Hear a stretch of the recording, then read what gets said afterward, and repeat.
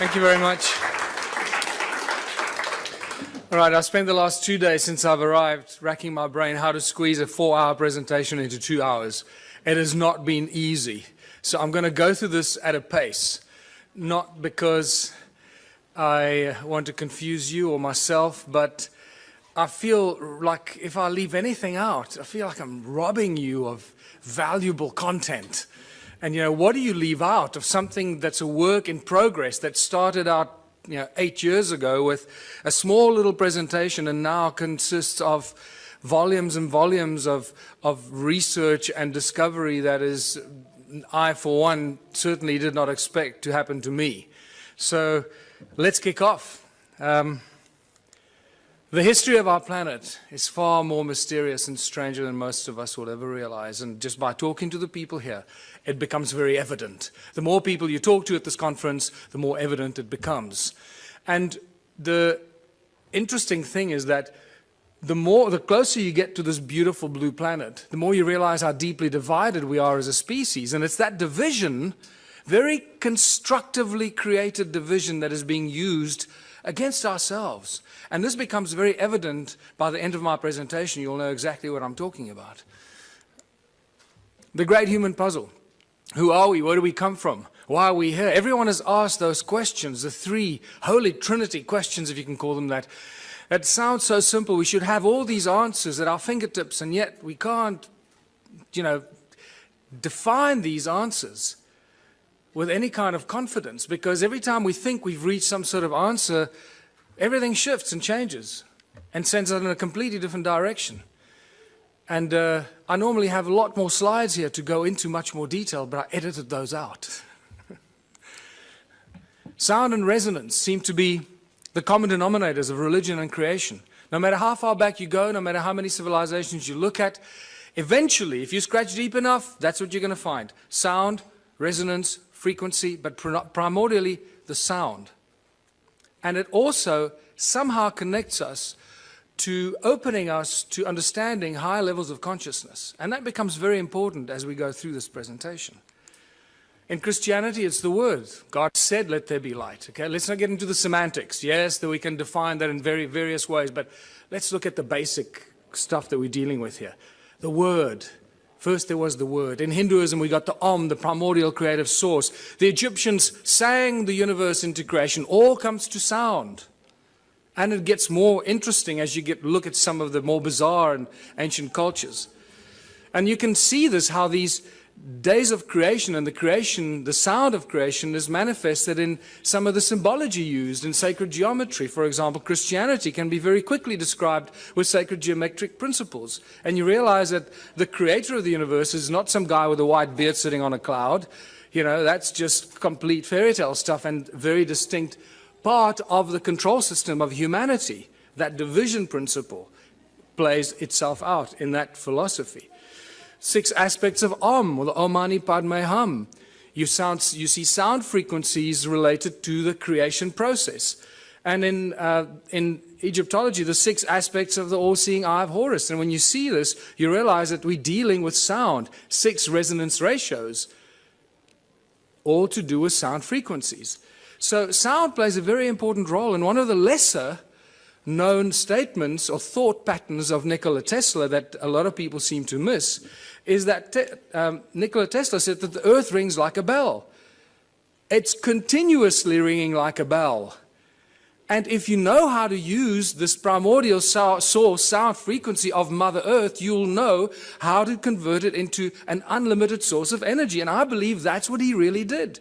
What he did with it up at the top of the tower remains a mystery to most of us, and we're all trying to emulate that. But I believe that he was talking about the sound of Gaia, an unlimited free source of energy. And this plays a very important part in all of creation, in all ancient cultures, in all the belief systems.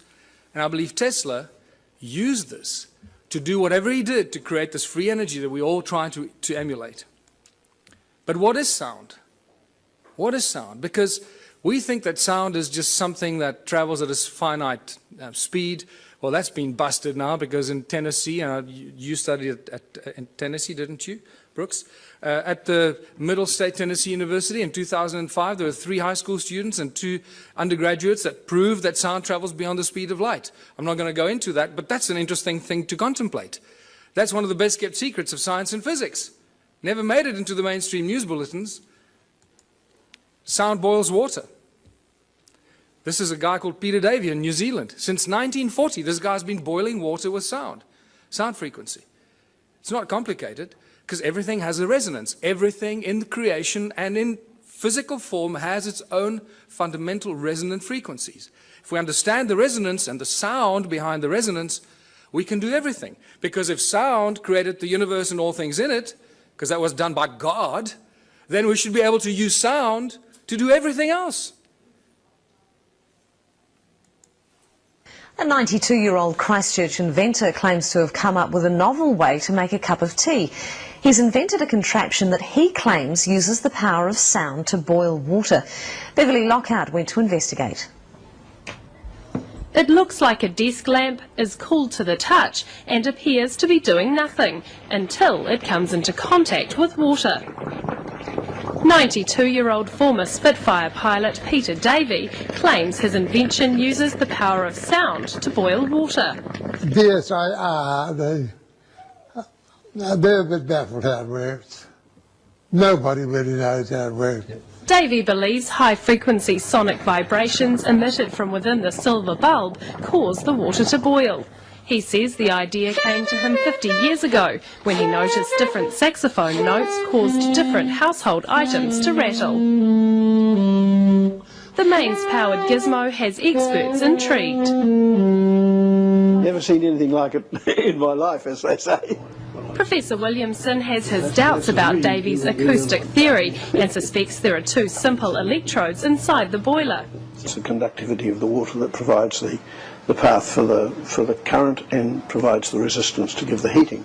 I'm careful that I don't divulge everything. I'm waiting to get a manufacturer that's prepared to put some money into it.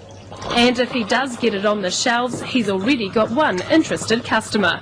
If I saw one in a shop, I'd buy one, because I think they're an interesting little bit of technology. However it is they work. But for now, Davey is savouring his gizmo's success and sticking to his own unique theory on how it works. Beverly Lockhart, 3 News. And in there lies the problem. He's dead. He took his secret to his grave. We will never find out until we go there, try and wrestle it out of his family to share the secret with the rest of the world. I can't believe that in all of the world of science and the the amazing laboratories that we have, there haven't been some scientists that have reverse engineered this or figured this out. Can't be that difficult. It's a resonant harmonic frequency of boiling water. Reverse engineer it. Measure the resonant harmonic frequency of boiling water and build the device. I don't have the laboratory to do it, but I've asked so many people to go out and do it, and no one's done it. So, but what we learn from this experience is we're here at this conference talking about free energy.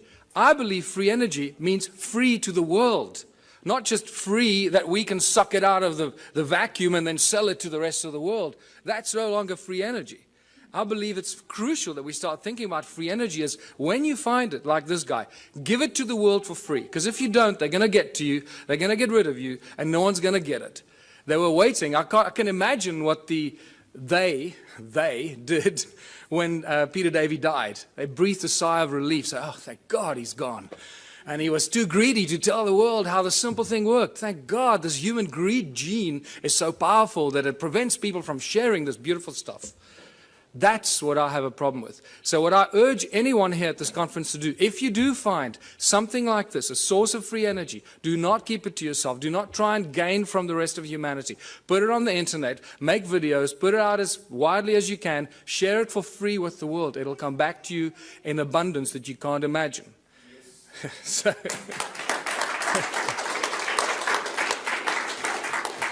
Sound levitates. All ancient cultures talk about levitating things with sound, not just sound, but also with mind and thought. Now, we hear about it all the time, but until you see something being levitated by sound, it's difficult to comprehend. Here's a beautiful example. Most of the stuff exists on YouTube, but we don't go looking for it. So,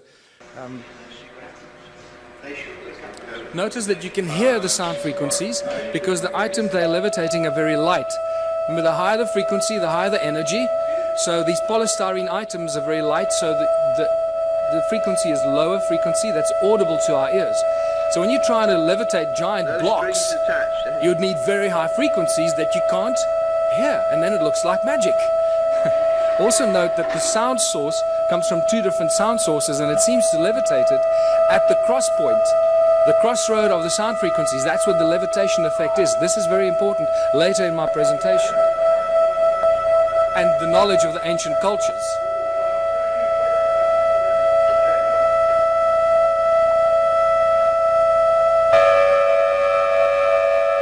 Just the slightest sound variation and the thing starts to tumble and spin. Slightest little variation on the frequency. Look where it starts to spin.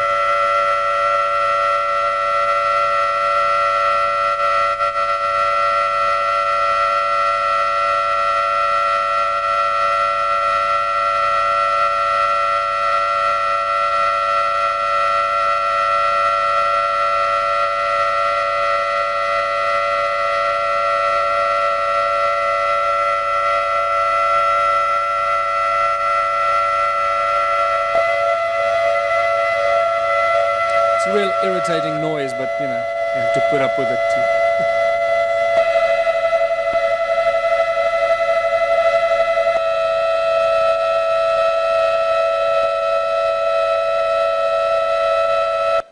So sound levitates. It's no longer, you know, this fairy tale thing. It really happens. But sound source is also the inspiration for all the religions in the world, the great religions, and the most recognized religious symbols. This is from the guys that developed the cymoscope. I normally show the cymoscope, but lack of time. So look at this 3D bubble that is created as sound. Remember, sound is a three-dimensional thing. From the pop, it goes in all directions. It's not a wave on a piece of paper. It's a three-dimensional effect that keeps amplifying itself and goes on and on and on. Just because you can't hear it anymore doesn't mean it's not necessarily there. So here's a three-dimensional bubble that's created at the sound, but look on the right-hand side at the cross-section of it. What do you see? You start seeing one of the most commonly recognized religious symbols. Why did the religions choose the symbols? Because when you drill right into the middle of this, what seems to be at the very source of sound, the pop, or that instant of pop, this is what you get. Oh boy, do I recognize this interesting symbol. And this is where you realize when the ancient cultures carved these intricate things into rock, they weren't just imagining things. They understood that sound was the source and how sound can create and levitate and manifest shape and form. And that's why they carved hundreds of thousands of these crosses in circles. And not only did they carve it, but it's also recognized by ancient cultures. In southern Africa, it's known as Mabona, the Lord of Light. Lord of Light, sound and light, the creator of all things. The source of all things. And you see this shape repeat itself in some of the most popular religious symbols, like the Coptic and the pagan crosses. You see the sacred geometric patterns imitate themselves in these symbols. It becomes very interesting because now you know where they get the symbols from. It all comes from sound. What does this have to do with ancient civilizations and evolution of consciousness? Well, everything, because the ancient cultures understood this. They understood the process, they understood the source, and they used the source of sound as a source of energy. And this is what my discoveries show in South Africa. The resonating chambers for creation of energy, that's what the pyramids were. Many researchers are starting to reach that conclusion, that they were actually resonating cavities to create huge amounts of energy. And they would have looked something like this. What's also clear to me, the more research I do, especially at the sites in South Africa, realizing that we're dealing with sound and light, that they probably used light to activate some of these sound devices. They were actually resonating chambers, that it was activated by light. And this is why they were aligned with solstices and equinoxes with specific frequencies and energetic alignments of the movement of the sun that would activate these ancient sites and then bring them to life. Something like that.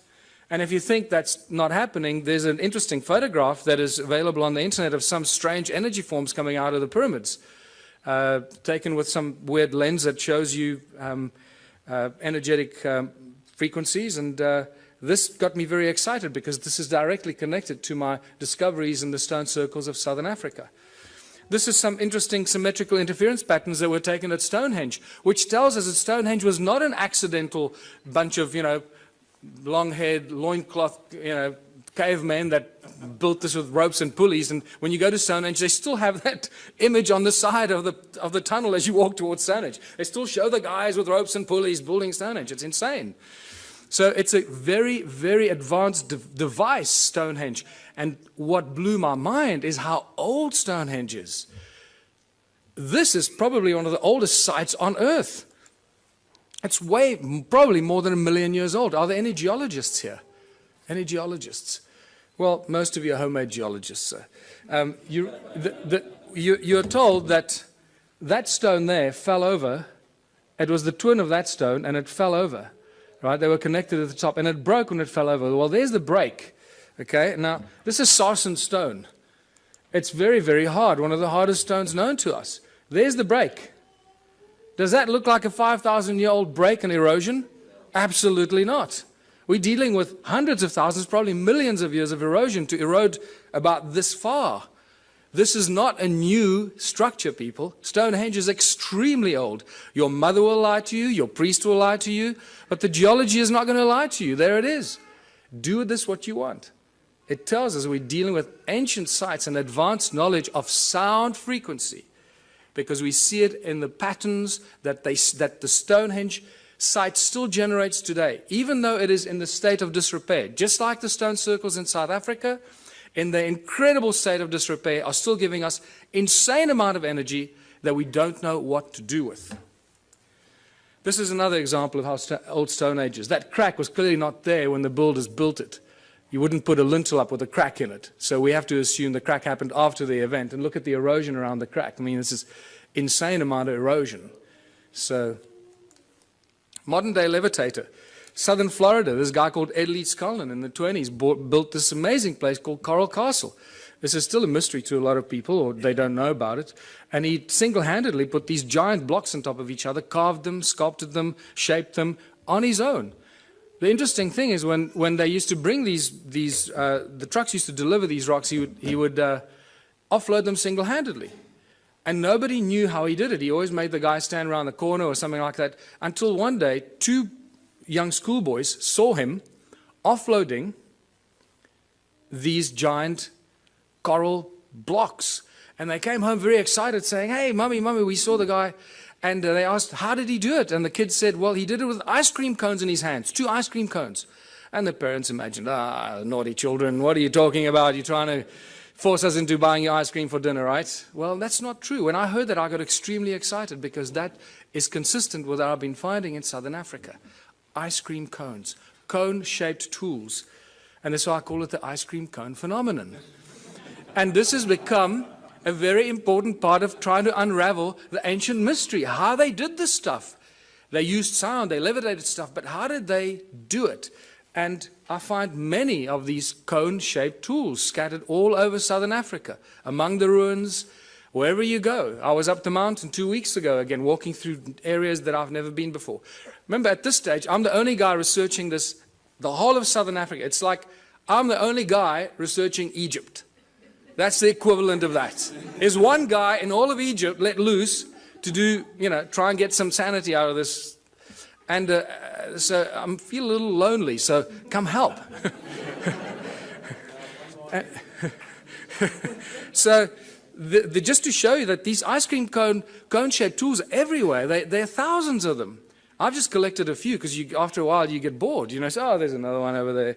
And then you get to the Rosicrucian Museum in the United States, and guess what I find? These cone-shaped tools on display with Sumerian writing on it, Sumerian cuneiform writing on it, commemorating the building of the temples in Sumer.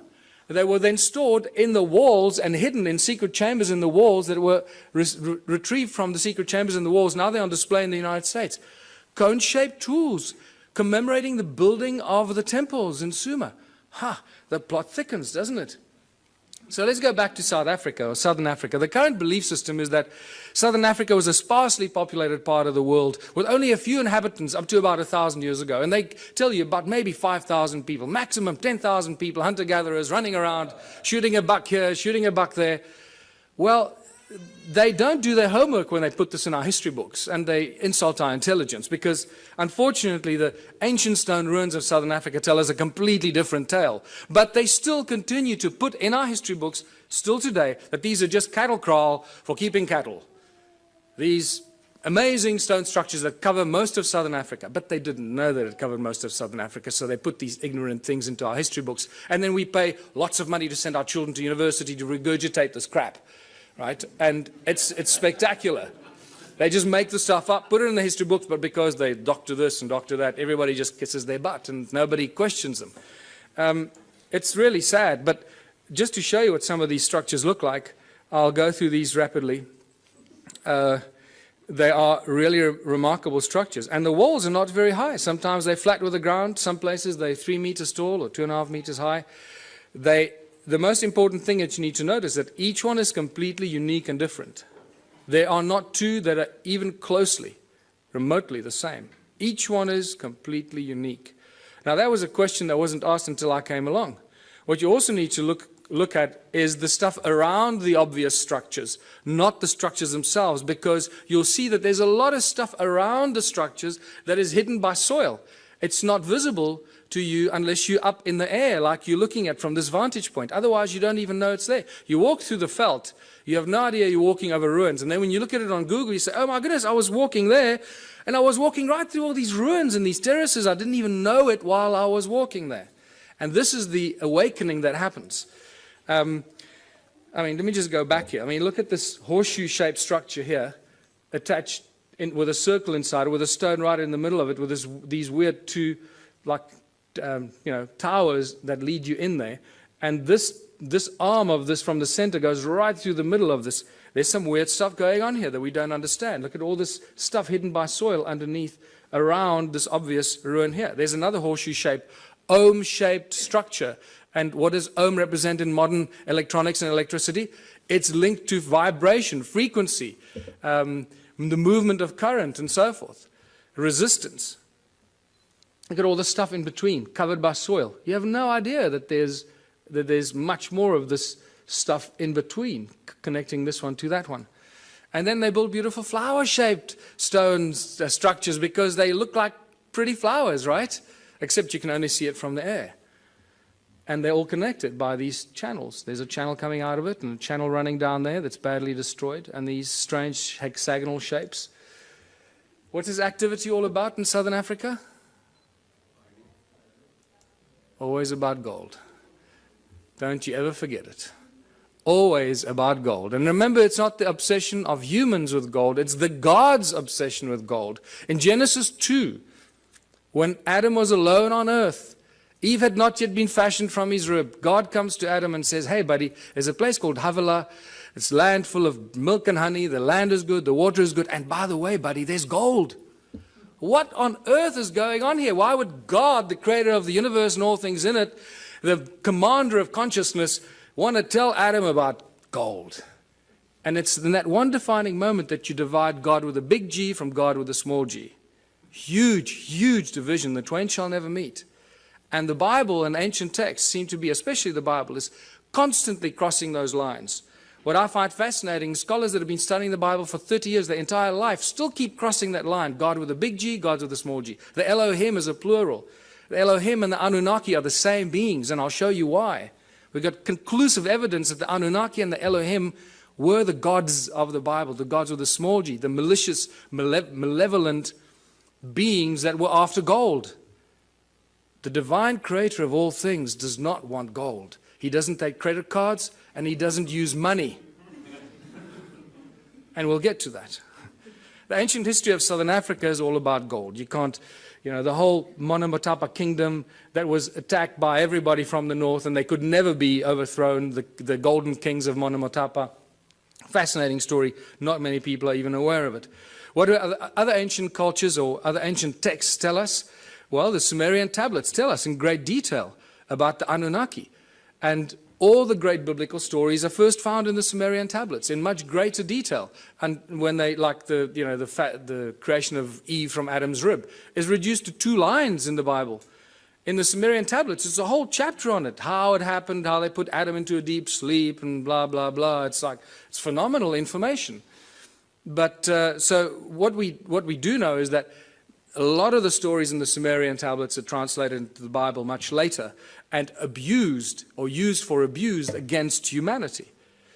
Work in the Abzu is the constant reference in the Sumerian tablets. Abzu has been given many names, but its primary sort of reference is always linked with gold.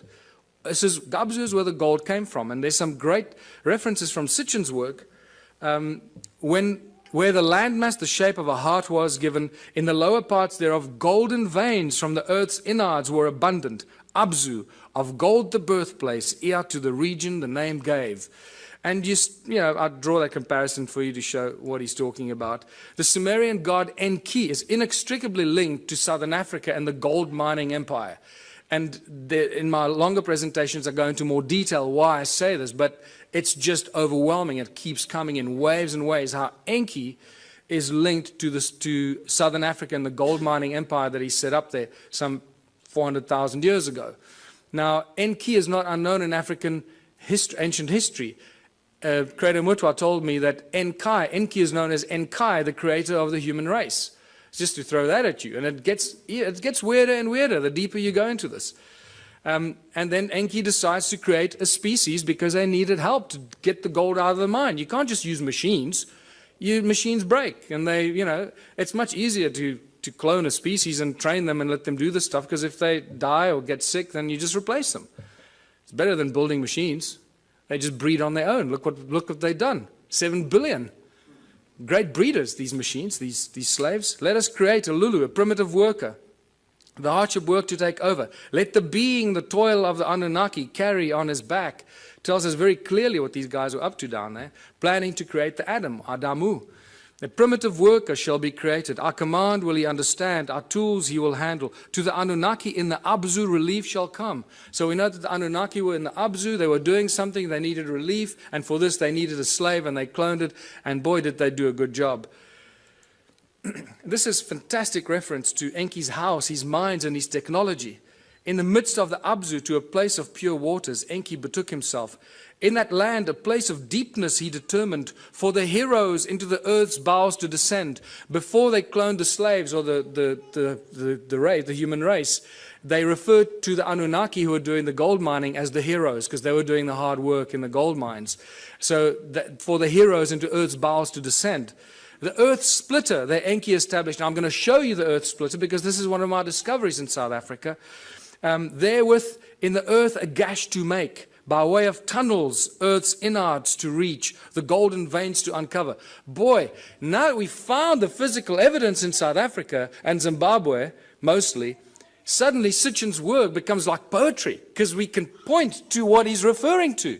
We've got the physical evidence for which he's often undergone a lot of criticism, Oh, he's making this stuff up. Well, anyone who's still a naysayer about Sitchin's work, wake up. We got the physical evidence. It's there in beyond believable abundance. Is there a ruin or a settlement that could be linked to Enki? Absolutely. And this is Great Zimbabwe, the greatest ruin in southern Africa. It has to be the biggest, right? This is just a spectacular place. And just to show you, some of the walls are 10 meters high and 6 meters wide. Great Zimbabwe is a spectacular sight. And it has got Enki's energetic imprint all over it. Any of you that do energetic work, go and look at it. You're not going to believe your eyes. What's so special about the ruins in southern Africa? Well, they're very special cattle kraal for very special cattle, because this is probably where the word holy cow comes from. Because most of these cattle kraal are built aligned to the sun and the stars and the equinoxes and the solstices, and wow, they went to a lot of trouble for these cattle, didn't they? And the sacred geometry, and you start seeing how sacred geometric principles just jump out of it, out of these structures, and you realize, hold on, this is not just somebody building things, to pass time. And clearly this was easy to these people, because every single one of these ruins that is measured, and this is all Johann Heine's original pioneering work for which you'll always be remembered, because every ruin that he's measured so far turns out to have these very intricate alignments. And this is spectacular. And you'll understand why this is so spectacular when you realize how many of these ruins there are. These, look at this, they're perfect, and you draw a circle over there, which doesn't look like it's real. But when you extrapolate that flat line into the circle, you get a perfect hexagon. When you start joining the corners of the hexagon, look how it touches the inner circle perfectly. This is not accidental, people. This takes real exact science and understanding. There you go. So these structures down there are not just simplistic structures. They carry huge amounts of energy. And important to note that there are no doors or entrances. This is an important thing that you find in some of the archaeological reports, and they say, oh, there are no doors and entrances, and then they forget about it. And then they tell you, it was probably built by a migrating group of 15 to 20 people, and they built it. And you say, hold on, you just told me there are no doors and entrances, and now you're telling me that it was built by people as a dwelling. So what's going on here? What are we dealing with here? And you don't get intelligent answers from the so-called authorities on this. And agricultural terraces. Thousands of kilometers of agricultural terraces. In fact, more than 450,000 square kilometers of agricultural terraces in a sparsely populated part of the world. Who built these terraces? What were they planting in these terraces? What's going on here? It doesn't fit. It doesn't match. Terraces are everywhere. When you start looking and opening your eyes, mountains are covered by these terraces. This is in Botswana. This is in Lesotho. There are terraces up some of the most incredible steep mountain sides that don't make any sense. In fact, if you go into Google Earth and you look at Lesotho, I challenge you to find any part of Lesotho without terraces. It's actually quite incredible. There are just terraces everywhere. And there's just been no people down there to build these terraces, so where do they come from? This is one of the greatest examples because you can see the channels that link them, the circles and the terraces, all one giant grid. Nothing stands alone. Remember I told you, look at around the circles, the stuff hidden by the soil, because there are no standalone circles. They're all part of a giant grid, a huge grid. No standalone, all connected by these weird channels that are clever people at university call roads to drive the cattle on. This is why these roads are there, because they were built because the people 200 years ago built them to drive their cattle on. And that's as far back as they go. Maybe 400 years ago, that's it. This is just spectacular. This is right up the road from where I live. So when I leave my house and I go walking in the mountains, this is what I walk in these places. And it's rather silly. So I take a lot of photographs and I write a whole bunch of stuff, and then I come talk to people like you, and I feel like I'm, alone, lost in the world. Ancient roads and channels run for hundreds of miles. Notice, circle, channel, and the extrapolation or the extension of the circle that looks like a giant spider's web. And it's these giant spider's web that turn into these agricultural terraces. And there's a very specific reason why this is all connected, which you'll understand soon. Look at these archaeological drawings from 1939, clearly showing us that there are no doors and entrances, and these circles are all connected like a bunch of grapes. And then they don't make any more comments about it, they just leave it. The roads link every stone circle. There's the road there. It's very, very badly eroded, as you can see. Most of the times you don't even know you're walking on these ruins. Over there at the bottom, it used to connect in there, but that looks like water washed it away at some stage. Look at this linking into these strange hexagonal things. There's not enough time to talk about that, but there's spectacular information about what is going on there. And there's ruins there and there, but they're just covered by soil.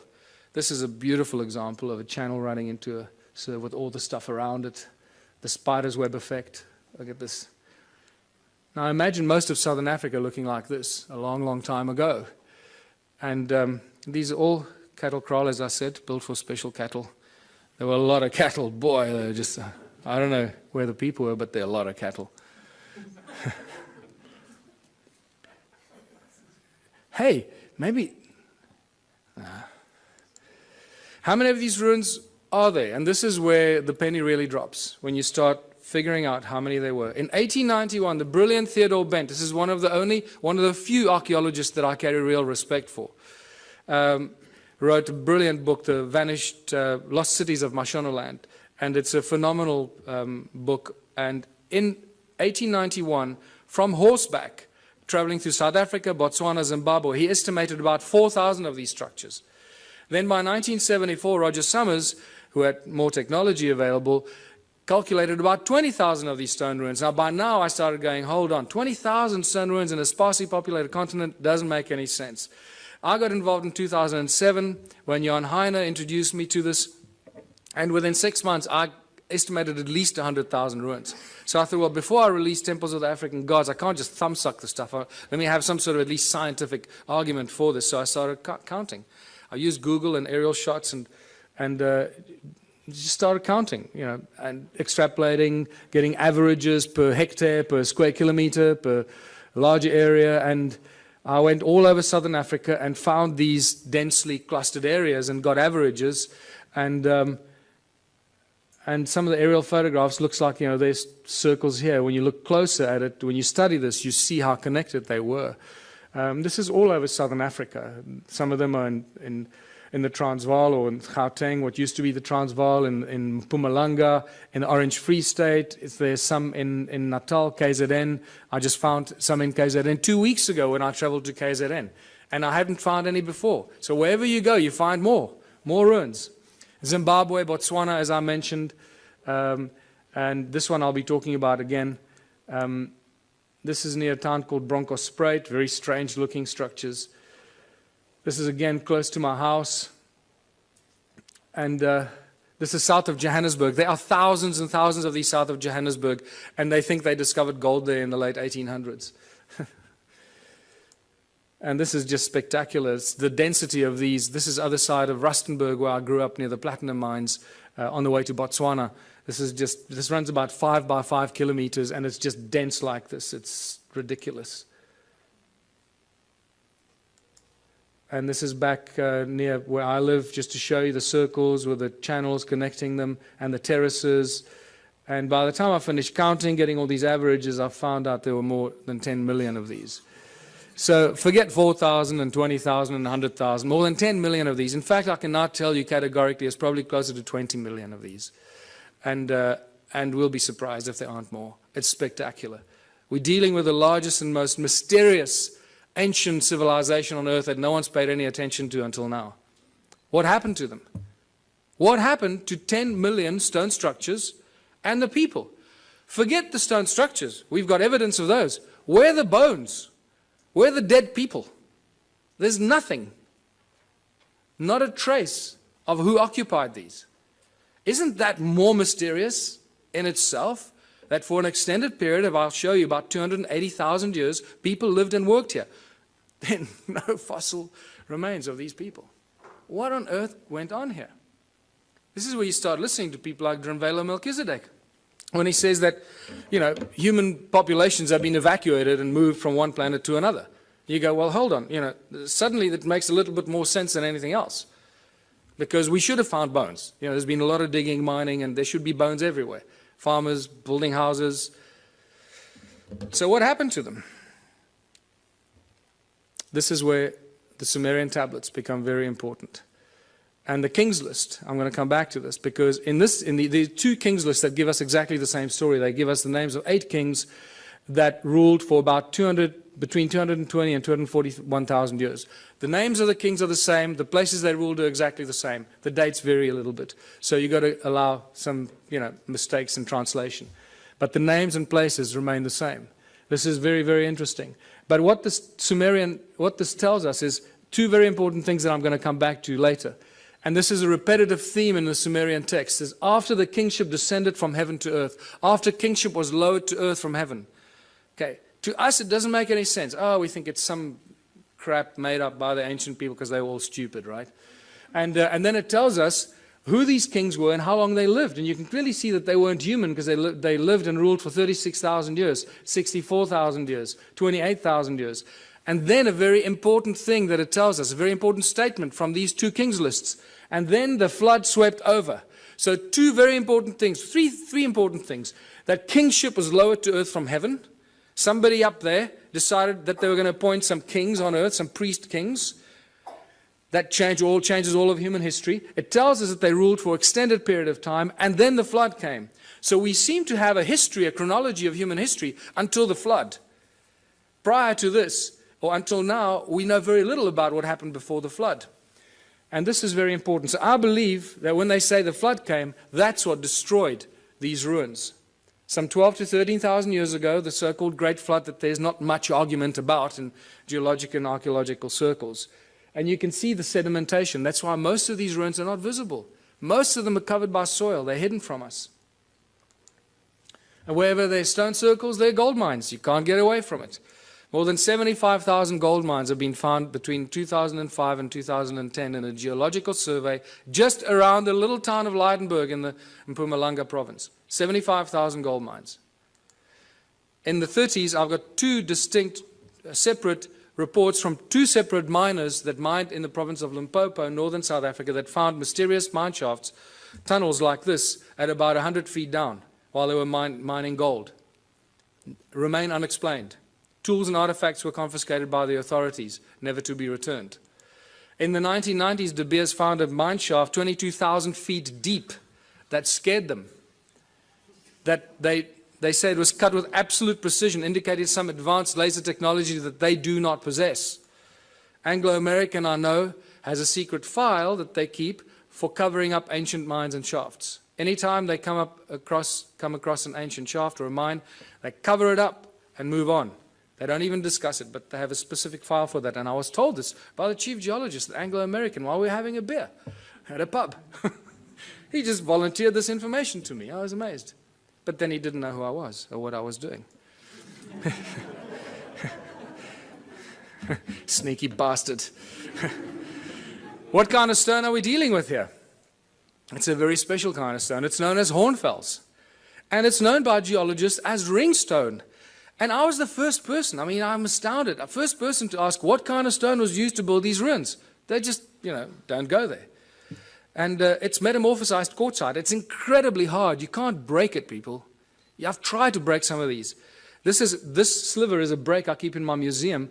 This happens as a result of heat. You expose it to fire, it breaks up. So clearly they didn't use fire in any of these ruins. Otherwise there'd be none left. As you can see, it's black on the inside, very hard, and then it's got this stuff called patina, the skin, like a skin that grows. It's an oxidization and calcification process. It grows incredibly slowly on this specific rock. And what is fascinating about this hornfels stone is that it conducts sound incredibly well. It rings like a bell and light. There's some more examples that I found that I keep in the museum. And more spectacular examples. And just to show you, there's a little... The most remarkable artifacts that I've collected, this particular stone in my hand here, this beautiful Stone Age club, it looks like something out of Flintstones. I'm going to show you how they ring like bells, because I can't carry these with me all over the world. So a quick demonstration how these stones ring like bells. I just discovered that in geological terms, these stones, this particular stone, the hornfels in South Africa, is also known as ringstone for that very specific reason. And to ring these, I'm going to use my brand new tool that I just collected about a week ago. This phenomenal, absolutely phenomenal artifact. And I'm going to use this to ring these stones. This looks, we always joked when I found this, that this looks like a Stone Age guitar. And it's pretty much like that, And I'm going to show you that it is very closely related to a musical instrument in ancient times for very specific reasons. Now you might think that the stone shape is just accidental and that it broke off or something. You'd be mistaken, because I've collected probably about 4 or 5 stones that are very, very similar in shape, very similar carving structure. There's broad base here and then down to a narrow tip, and somebody removed this particular piece of the stone over there for specific reasons, as you will hear, which I'll ring a little bit more. They ring like bells. But it's also important to note that you cannot carve or chip this stone. it will splinter and fragment, and it will not be chipped or carved. Okay, so these shapes that we see here must have been molded in some way, and molded for specific acoustic properties. And this is why. You've got to hold it a very specific way to make as little contact as possible to get it to ring and resonate at its optimum. Now remember, it's also covered in patina, the skin of the rock, this brown reddish color that covers the rock, that is no longer the original black or charcoal color, the original color of the metamorphosized quartzite that's underneath. And that's how it rings.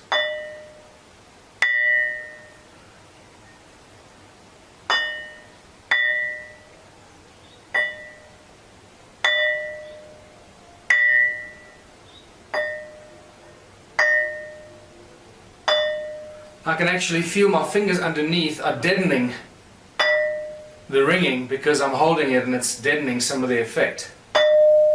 There we go. That's better. That's what you want. You realize that this thing really rings like a bell and it reverberates for quite a long time.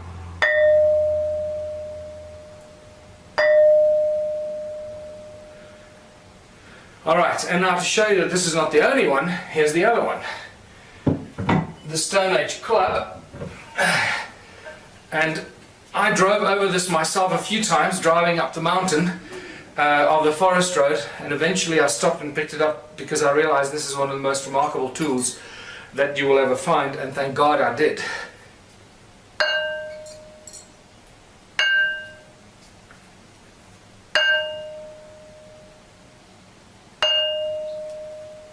And it is very heavy.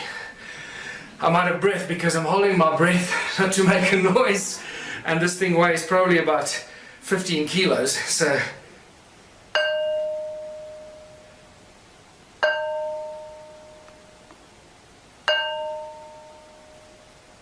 and there you go. Demonstration how these stones ring like bells, and they were used in all kinds of ways and fashions, just like the ankh, to create specific vibrational frequencies and specific notes to use as a form and a source of energy. And just to remind you, metamorphosized quartzite is full of what? So we can talk about this later when we start getting into the consciousness principles. What are we really dealing with here? And what do these ancient sites contain? How much information is actually stored in these ancient sites? Yes? Just a quick question. With the stone flower, I noticed that the frequency was the same. It seemed to be the same note. Did you actually ever try and measure the exact frequency? Yes, we did. We measured. Well, not those two. I haven't tested those two. But somebody emailed me. I get thousands of emails. Somebody emailed me saying that's a B flat, I think. That is very important, but it's just not enough time to go through all the stuff. Sorry. And then all these anomalous tools I've been collecting and finding. Strange tools. Once again, some of them are these cone-shaped tools, always to these points. And then the stone phallus. Stone phalluses seem to be very popular in these ancient times. What's important to note, see how the patina has covered all of them, remember? Somebody must have carved them or shaped them at some stage. And they're all covered in this brown patina. Okay, keep that at the back of your mind. This is at top of the big ruin on top of the mountain there. That's spectacular, whatever that is, a bird-shaped stone, or there's a whole other link to the Zimbabwe birds that is in here, but we can't go there. These strange tools and artifacts that are just spectacular, that make no sense to us today, because it's not part of normal archaeological, stuff that they exhibit. And then the most spectacular mystery in all of archaeology, the sacred stones. The special sacred stones. Hundreds of thousands have been found in southern Africa. Now, because we had a breakthrough energy conference, you'll automatically notice that they resemble a torus shape. So I'm giving you a little hint as to what these are for. But in South Africa, the Archaeological Society has it as a logo, and they will still teach you that these are weights for digging sticks. That the people made them in the hundreds of thousands, when there were only a few thousand hunter-gatherers, because this is from the Stone Age, right? So there were no metal tools. They made this with other stones because they needed weights for their digging sticks when they were digging for roots in the veld. I can't think of anything more insane. These people should be locked up. Where's the flagship among all these ruins? And this is where we get to the very important Adam's calendar. It was rediscovered in 2003 by Johann Heine, and he'll always be remembered for that, because this is one of the most spectacular discoveries in all of human archaeological history. These are the two central calendar stones. Baba Kreda Mutwa, the preeminent African shaman, told me when I saw him, there you can see Adam's calendar in my other book lying on the desk. When I showed him this book, he burst into tears and took quite a while to calm himself down. He said he never thought he'd see that sacred place again. He was initiated at this place in 1937 as a young shaman, and he calls it Inzalo Yelanga, or birthplace of the sun. Specifically the S-O-N, not S-U-N, because it is believed by the shaman that this is where the gods created humanity. Birthplace of the sun. That's what it looks like from a helicopter. Circular structure, that is north, that is south, not the trees, the stones under the trees. They're the two central calendar stones, and over there you see a wooden pole. That's where the stone man used to stand, and right from the stone man across there, across the Horus bird lying there, which you'll see, we're looking east, exactly east at the rise of the sun, on the edge of this cliff, which is known as the Transvaal Escarpment. There's looking north, exactly north, between the two stones. You can see north-south line goes right between the two central calendar stones. And why is it a calendar? This is Johann Heine showing me of our very first visit there, why it's a calendar, and he did all the original calculations when he rediscovered it. This setting sun casts a shadow, this rock casts a shadow on this one, and you can tell every day of the year, from the summer solstice on this side until the winter solstice on that side, and it comes back. So it's still an accurate calendar, and one of the few that I know. I can't think of any others that do this, monolithic calendars or Stone Age calendars. This is a 3D reconstruction that we did, putting the stone man back in his place, who was removed in 1994 by the Minister of Environmental Affairs, to put a plaque on it to commemorate the opening of the Blue Swallow Nature Reserve. Isn't that ironic? Desecrating one of the oldest sites on Earth. And then they try and prevent us going there because we're bringing tourists there and we're desecrating the place. And there you have, looking out east from the stone man across the calendar stones, very distinct Horus stone, looking at what? 3 stones that seem to align with those pyramidal structures over there, that are aligned with the rise of Orion over there. But you'll see more about that now. How do we date the stones? We look at everything. I'll look at anything, because you can't date stones. So you got to look at everything. Use your, do what the guys in CSI do. Follow the clues and the evidence. And what makes most sense, you have to go with that. So first of all, every stone there is known as dolerite. It doesn't belong there. It is now categorically proven and shown from geological studies that those stones do not belong there. They were brought there by somebody to build the calendar site. That's the edge of the Transvaal Escarpment. It's known as Black Reef Quartzite, and it's full of gold. There's a gold mine underneath that ridge, actually, an ancient gold mine. The erosion, that piece there broke off there. That's the erosion on the tip of that ridge, on the break.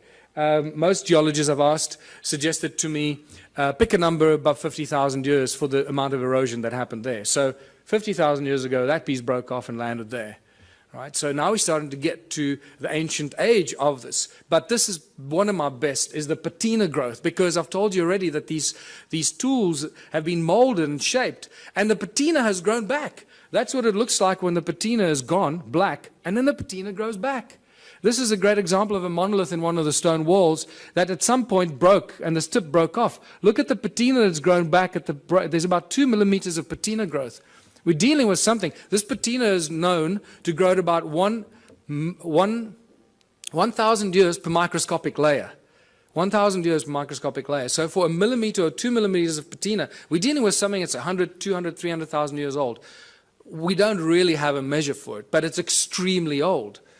And we know that this is not normal archaeology. Look at this beautiful carving of one of the stone structures. So not only did they build the stone circles, but they first carved them into rock. This is another interesting part of this presentation that I normally go into a lot more detail. But look at, after they carved this crack appeared through the rock.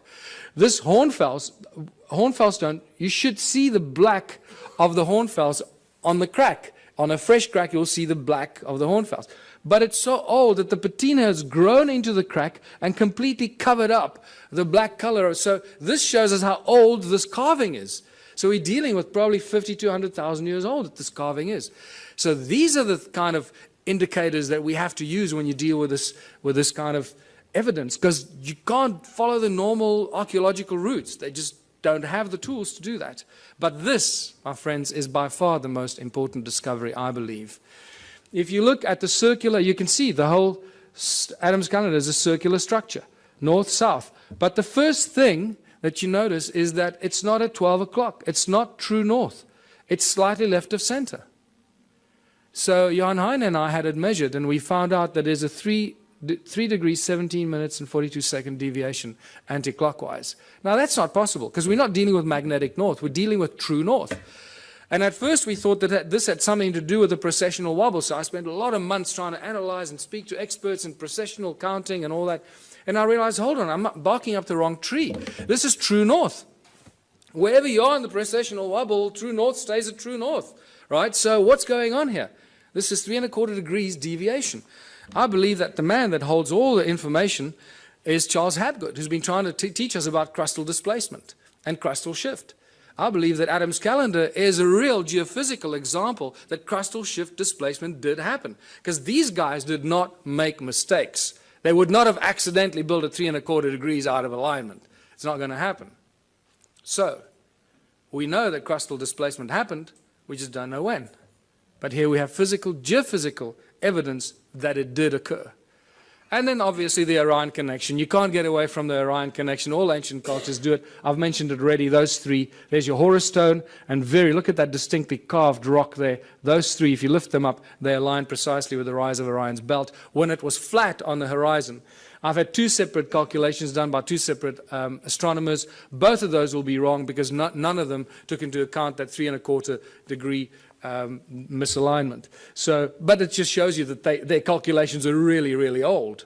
That's really interesting. I didn't cross-examine on them. And just to show you this beautiful Horus stone, I discovered that one morning when I went there with another guy very, very early when I started doing this exploration. And that stone was covered by soil. So we couldn't see. I didn't know that it was actually a Horus or a bird-shaped stone. But then when I moved the soil away from about there, suddenly this beautiful head and nose appeared. It doesn't look like much from here, but there's nothing to stand on to take photographs. You know, if I take one step backwards that way, I fall off the edge of the cliff. So, and there you go. It's about 3.5 meters tall. There's a fat belly there that you can't see on this angle. And the nose is broken off. It's probably maybe another foot there that would have extended. If you lift it up, there you got it, reconstructed. Adam's calendar. When I called it Adam's calendar, I had no idea how close to the truth it was.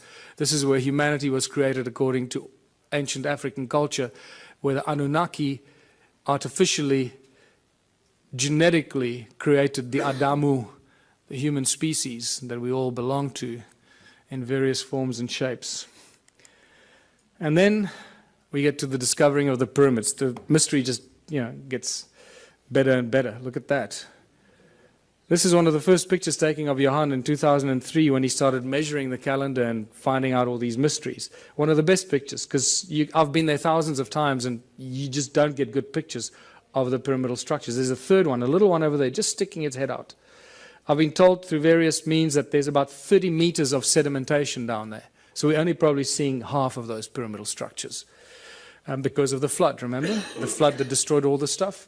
That would have covered all of it. Why are they pyramids? Why am I so convinced they're pyramids? For various reasons. First of all, when you go into Adam's calendar, the moment you cross the circle, because there's no obvious circle, it's an imaginary circle. The moment you cross that circle with your GPS, you lose signal. Okay, it works here. The moment you walk in there, your signal is gone. And I love the macho guys. They just love it. Oh, my GPS will work. You'll see. I'll show you how my GPS works. And they go in there. It's fantastic watching them. Just see that ego drop very quickly. And then when you take the same GPS down to the pyramids, there were 4 of us. I will forever regret not taking a photograph of it, because there were 4 of us standing with GPSs like this. And every GPS gave you a completely different reading. Not just slightly off, but miles off. You were like, you know, in another province. It was insane, right between the two pyramids. Not only that, but all these ancient cultures built things according to the sacred geometric principles. So I thought, hold on, this will tell me if it's linked or not. Let me draw a golden mean spiral from Adam's calendar and see where it lands. Well, you know, I didn't have to guess. You got it. So here we can do a beautiful twist on those that want to stick to mainstream science. And we can argue the argument of probability, which is one of the most commonly argued arguments in science, isn't it? Probability. So the probability factor that the golden mean spiral accidentally ends between the pyramids is so completely out of kilter that it has to be linked. You're dealing with several million, several billion odds to one that it's, you know, an accident.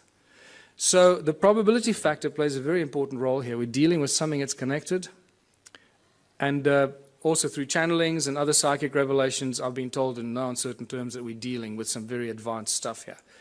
And then when you connect Adam's pyramids through Great Zimbabwe, Enki's house, it lands right in the Great Pyramid of Giza. And all along the 31 degrees east longitudinal line, the Nilotic meridian, right, which is also linked to the white lions of Timbavati, the sacred white lions of Africa. And you start seeing all this connection. It's just beautiful. It just unravels more and more. And then my beautiful friend Willem de Swart, who's decoded the numeric system and the secret numbers of God, made it very clear to me that the name Elohim equates to the number 31. Elohim, 31 degrees east longitudinal line. So this gives us an indication that the Anunnaki and the Elohim are the same group of beings. I just recently did an interview with George Nuri. The very last caller that called in told me he was abducted by the Anunnaki 12 years ago, before he knew any of the stuff we're talking about here. They told him they were tall, about 9 feet tall, blonde, blue-eyed individuals. They told him they were the Anunnaki, and they also told him they were often referred to as El or Elohim. That was very interesting, and then the show ended. So I need to talk to him more. So what were all these stone circles for?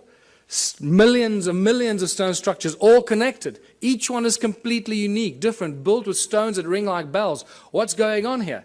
Archaeological drawings show us that there are no doors and entrances, and some of them are concentric circles, like expansion, amplification chambers, or something to that extent, right? So are these connectors, these channels, actually like wires? Absolutely. So let's go back to what Nikola Tesla said. He said the earth rings like a bell, and it's an inexhaustible source of energy if you know how to use the sound frequency of Gaia. And I believe that this is what it is. The cymatic patterns remind us of what we're looking at. The shape of Om. This is the shape of sand on a metal plate. That's what you'll find. So what we're looking at here is cymatic patterns from Earth. Each one of these stone circles just simply represents the cymatic or the shape of the sound of Gaia at that particular point. And this is why they're connected. So they created one huge energetic field. There's one example. There's Hans Jenny's photograph, the circle in the middle and the spider's web effect outwards, the circle in the middle, spider's web effect outwards, except these were connected so they could share the energy they suck out of Mother Earth. And but how much energy could these structures create? For this, we got to go to 1944 and Japan, when they were developing the death ray with which they were going to smite the Allied army. But unfortunately, they got nuked, so they never got to use the death ray. But one of the things that I found out is that at the core of this death ray was a thing that they used called a magnetron, a resonant cavity magnetron. Well, this is, you start a frequency in the middle, you amplify it in these resonant cavities until you decide when you want to take it out of the wires. And that magnetron is used in laser beams, it's used in microwaves, it's a technological tool used in many applications. This has got a little magnetron in it, or a klystron, I think it's called in this. And then it goes through what? It goes through a crystal to focus the light. Right? So if you're working with light, you need to use crystal because it lets the light go through it. Right? So I believe that this magnetron was used. There you go. If a magnetron a few centimeters in diameter could fry the Allied army, how much energy can a magnetron 22 meters in diameter create? Huge amounts of energy. In fact, I was made aware that it's this structure that was probably responsible for the destruction of Atlantis, because they didn't quite know how to use it and it got out of control.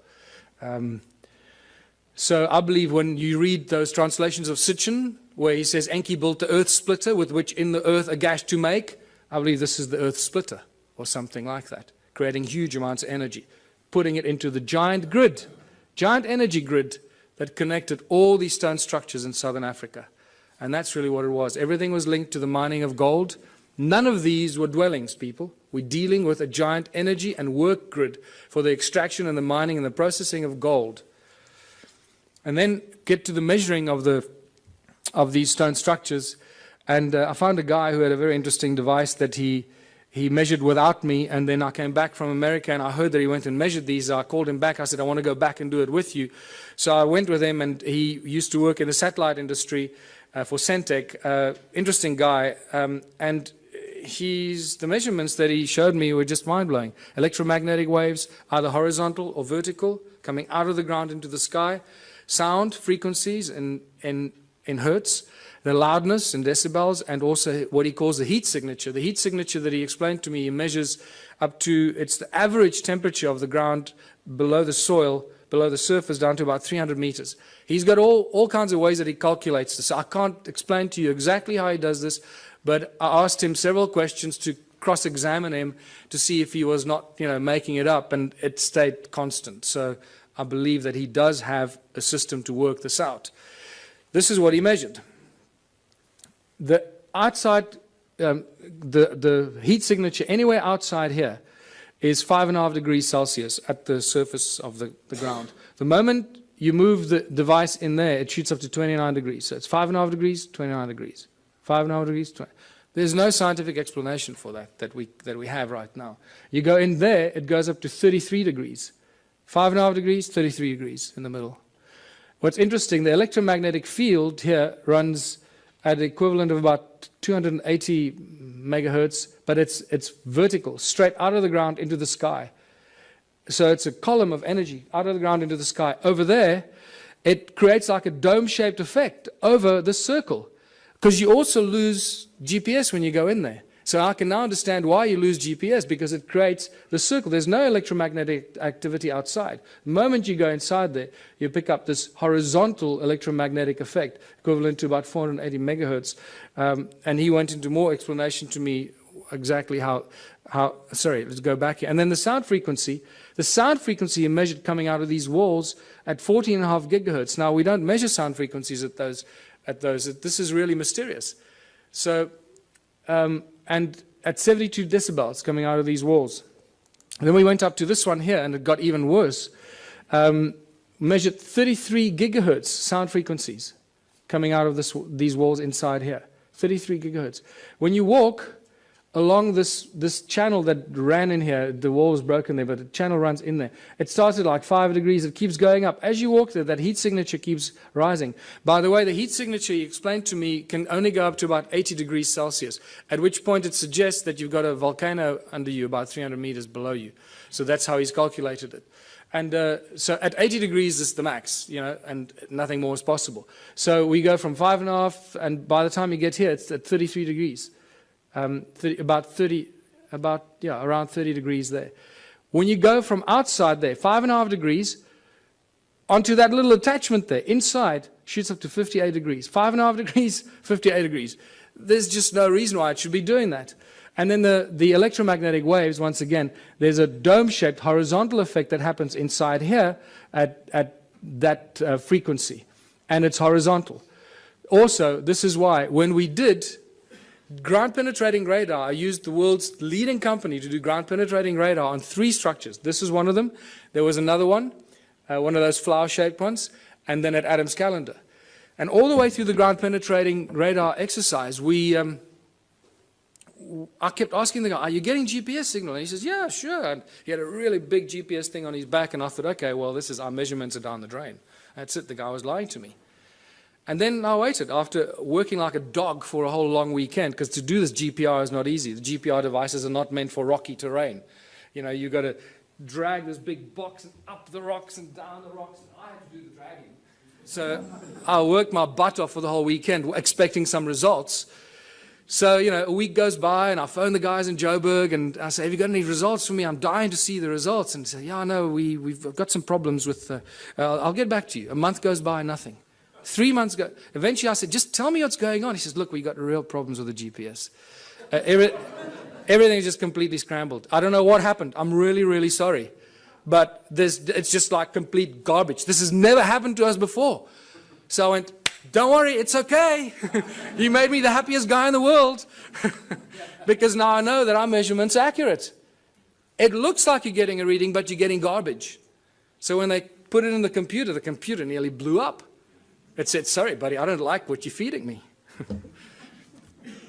And then we get to Adam's calendar, and everything we know, or we think we know, just flies out the window. There's the imaginary circle once again. And as you approach it, the heat signature is at 9.5 degrees. It's a little higher than the other places. As you cross that imaginary circle, remember there's no wall, so 9.5 degrees, as you cross in there, it shoots up to 77 degrees. 9.5, 77 degrees. But then when you go in between the two calendar stones, it shoots up to beyond 80 degrees, beyond what suggests you're standing on a volcano. This is bizarre stuff. Is it the human that enters there that makes the change, or if you leave a thermometer in there, is it the temperature? It's not a thermometer. No, this is special calculation. It's a heat signature. It's not the temperature of the ground. Okay, so it's the average temperature that he explained to me, about 300 meters below the surface, going up in temperature, suggesting that at about 80 degrees, that heat signature would equate to a volcano, volcanic activity. And then we measured the sound frequency, first of all. Once again, nothing outside. And then as you cross that imaginary circle inside, it shoots up to beyond 375 gigahertz. This is sound frequency. Now, I've never heard of anything before measuring sound frequency at these frequencies. In fact, I've had several people argue with me that sound doesn't exist at those frequencies. I say, oh, well, it just disappears. What happens to sound? It just disappears because we can't hear it. So there's an interesting debate to be had there with some of the brainy people out there. 375 gigahertz sound frequency. That's insane. That's ridiculous. But then the electromagnetic fields become very important in this discovery, because as you cross in there, it shoots up to 1700 megahertz, equivalent electromagnetic activity, horizontally, creating a dome-shaped effect. Again, this is why the GPS doesn't work inside there. But in between those two calendar stones in the middle, it shoots up even higher to 1800, but vertically, straight out of the ground into the sky. And that just blew my mind, because that made me realize that we're dealing with something very special. Since I first started going there and taking psychics and connected people there have been hundreds that have told me things about the site that could not be told unless you knew something. So once again, the statistical probability that they were lying to me is out the window. They must be telling me the truth. And the recurring constant, that thing that I've been told by, strange woo-woo people, is that it's an active vortex and a portal. Now that we've measured it, I believe them, because this is the kind of thing that we measure there. Electromagnetic waves run horizontally, vertically, and then vertically coming out of it is one vertical shaft of electromagnetic waves straight into the sky. So what is this calendar site all about? What were they doing here? What were the Annunaki doing here? They were getting gold. They were using the people to mine the gold, using advanced technology, Caesar technology, getting it off the planet. We know that they were getting it off the planet. Sitchin makes it very clear in his translations. But he says they would beam it up with skyships. I think he was very, very close to the truth, except the word skyships was misinterpreted in his translations. It wasn't skyships. It was a contraption like Adam's calendar. Beam up the gold, Scotty. Where do you want it? That's what we're dealing with here. They were getting the gold off the ground, off the earth, somewhere else. The gold isn't here. One of the biggest mysteries. Where's Germany's gold? Where's the gold in the USA? The gold is missing. Suddenly all the countries around the world are waking up that they don't have any gold. Well, this is an age-old story. It goes on for all of human history. Remember when the Spaniards arrived in the Americas and everywhere in the world, they found the native populations, they had all this gold, and they asked them, who does the gold belong to? There was always one answer they received: The gold belongs to the gods. And they were right. And they're getting it off the ground, off this planet.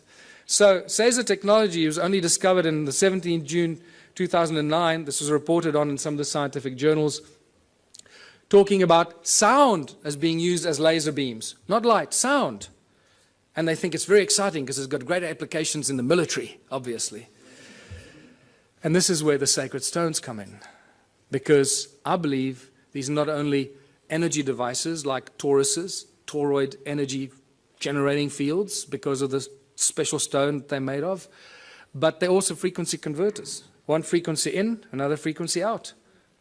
And I believe that these pointy stones, like Ed Leeds-Skalnin, was reported to move the giant blocks with 2 ice cream cones in his hands. Well, you hold those 2 in your hands, it'll look like you're holding ice cream cones in your hands. And at the point where they cross, beaming high-frequency sound waves, they will create levitation. The higher the frequency, the higher the power and the energy, so you can lift huge things up and move it around as you want. Ice cream cones in your hands. Boy, those 2 schoolboys made my day. There you go.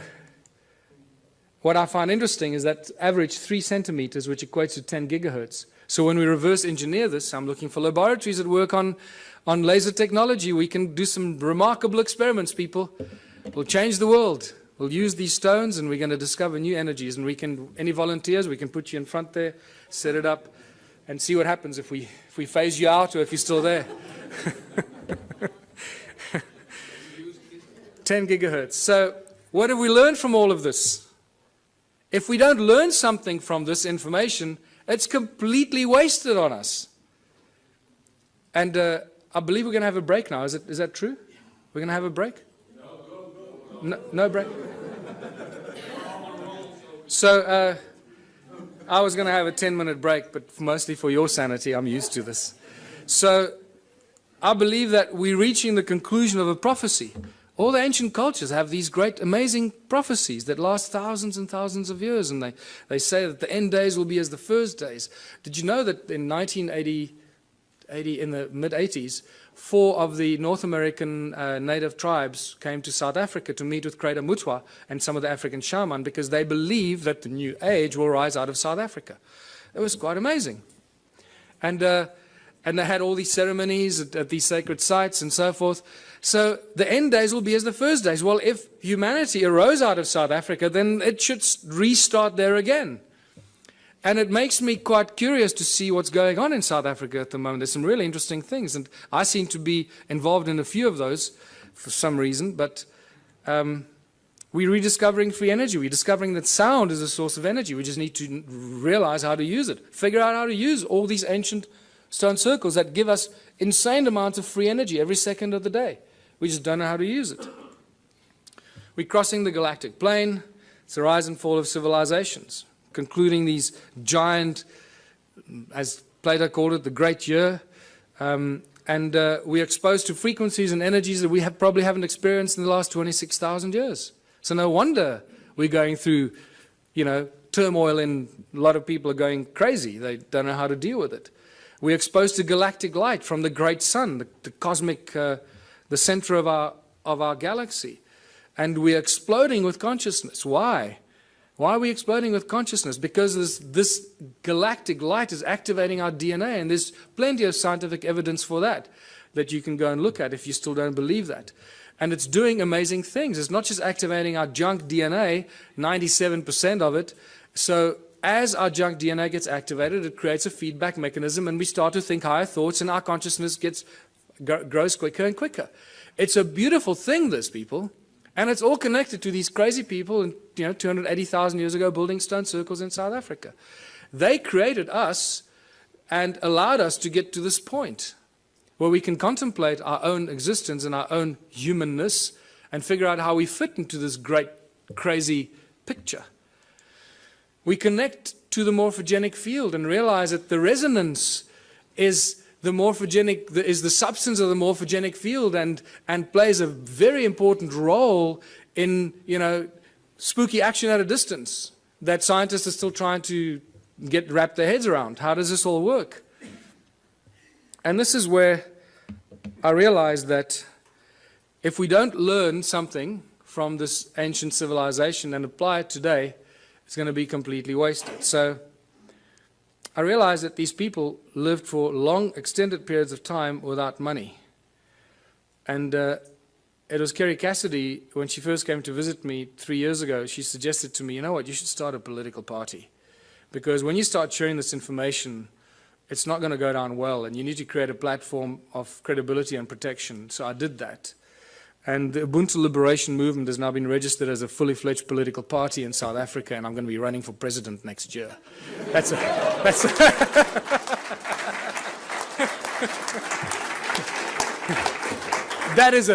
the funniest thing I've ever heard.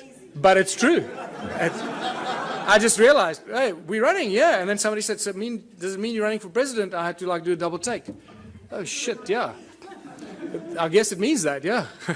We're just trying to cause trouble. We're just trying to inject the virus into the organism, but it has some really spectacular side effects or things that we have to do. So we are all born on this beautiful planet, and we're all born free.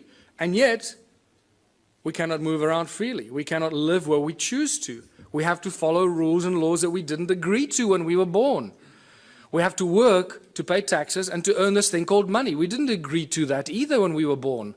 We didn't agree to be given a number and be treated like a corporation. We are living, breathing human beings. We're not numbers of infinite soul and flesh and blood. And yet that's not how we're being treated. The restrictions on humanity are endless, and they're getting worse by the day. The current situation is very simple. Every socio-political system has failed us. This is why we're in this mess. Otherwise, we wouldn't be talking about this stuff, right? If it was hunky-dory. Humans everywhere live in misery. There seems to be no happy outcome to the political and economic mess of the planet. Every year, every month, it gets worse. More poverty, more hunger, more homelessness, more misery. The global economic collapse is imminent. The fact that we still have a global economic system is actually miraculous, but it is a clear indication how powerful those individuals are that control the global economy. They have infinite power as it is now. Only us, only we can do something about it. And there's some simple things that we can do about it to change everything about our lives and how we continue living as living, breathing human beings and not numbers and corporations or fictional entities. 1/3 of the world's food goes to waste. This is spectacular. What kind of creatures have we become that we deny 1/3 of the global population food because they don't have money? We don't hand it out, we dump it, we destroy it, because we can't give it to them for free. They need money, they need to work, lazy bastards. Do some work, go get a job, become a respectable member of society, get a job. We don't need jobs. It's the last thing we need. Every time I hear politicians say, we're going to create jobs, I sense shivers down my spine. It's the last thing we need. Busyness. Keep you busy, running around, forgetting what you should be doing, what kind of life you should be living. It's all encoded in the language that we use. How did it get so bad? This is where we get back to what we've just been to, the ancient civilizations. A small group of royal political families and the banking elite families took control of the world. This didn't happen last year or 100 years ago. This happened thousands of years ago, people. It started with the Sumerians about 6,000 years ago in the Middle East, in Sumeria. When the Sumerian tablets tell us, when kingdom was lowered to earth from heaven, that's why I pointed it out to you. They tell us, kingdom was lowered to earth. Suddenly we see these priest kings appear out of nowhere. How did these guys suddenly take on this higher than thou situation? Who the hell are they? Where did they come from? Oh, people lived happily, and suddenly one guy said, hold on, I'm going to be your king. You're going to have to work for me and pay taxes. Screw you, buddy. I don't know. So how did these priest kings in ancient times become so powerful? Because they were appointed by the gods. I'm not talking about God with a big G here. I'm talking about the gods with a small g, these arrogant pricks that came here and disturbed us on this beautiful planet. And what happened next after they appointed the priest kings? The most spectacular, miraculous thing happened. These priest kings created money. Money is not part of natural evolution.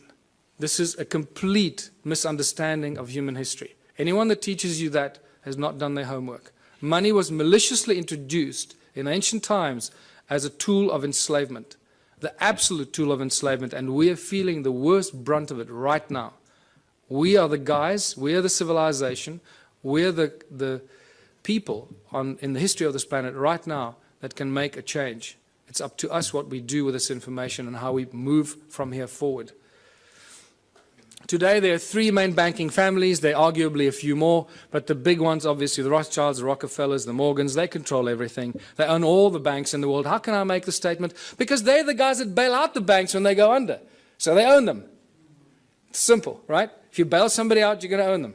And you're not going to bail something out that you don't own, or at least that you don't control. So the World Bank, the IMF, the BI, the Bank of International Settlement in Basel, Switzerland, most people aren't even aware that there's a thing called the Bank of International Settlement. When they discover this, they, what? Wow, that's amazing. I hope they're good people. Can't they give us a loan? Remember, people, money doesn't exist. Okay, I'm going to get into this. Yes, did you want to say? What I don't understand is, you now say all the past history was rubbish and it was all evil, but still you want to run for government and president. I don't understand it. So Okay. you believe in the system, but everything else is rubbish. No, no, no, no. I don't, no, no. That's what you're actually saying. No, no, no. You're getting the wrong end of the stick. We created the, yes, you are. We created the Ubuntu Liberation Movement. I'm going through it now. Just hold on. You'll understand where I'm going with this. Okay. There's going to be another point in time to ask questions. Okay. I discussed this because this is quite central for our understanding of who we are. Yeah. Okay.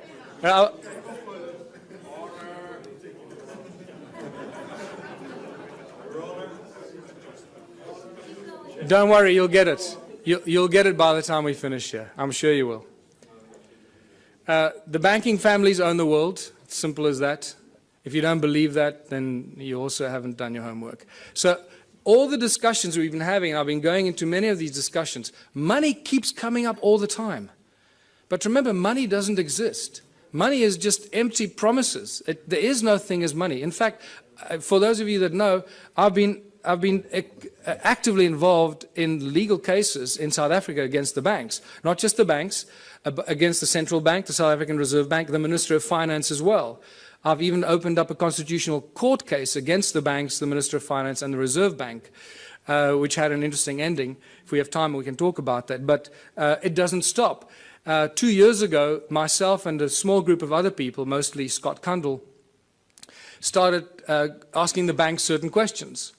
And we couldn't get answers out of them. And then we started doing research and realizing how it all works. And for the fractional reserve system, you all know that, or you should know that. And the fact that money doesn't exist. In fact, in the South African Bank Act, to my horror of horrors, and I was in court, and I was doing research to stand up and defend myself, because the only way we can do this is when you stand up in court and defend yourself. So we didn't use lawyers. I went there and I stood and defended myself against the most, highest paid lawyers money can buy. And not just one of them. I was alone in the court against a judge that you have to call my lord and bow down when you walk into the court, my lord. And you start realizing the cabal, ritualistic club that these people belong to. It's spectacular. They wear black robes. And you go there and call it my lord, my lord. I thought I was going to cause trouble at first, but then I bit my tongue and I didn't do that. But what I found is that in the Bank Act in South Africa, and I'm sure the same goes for the rest of the world, there is no definition for the world money.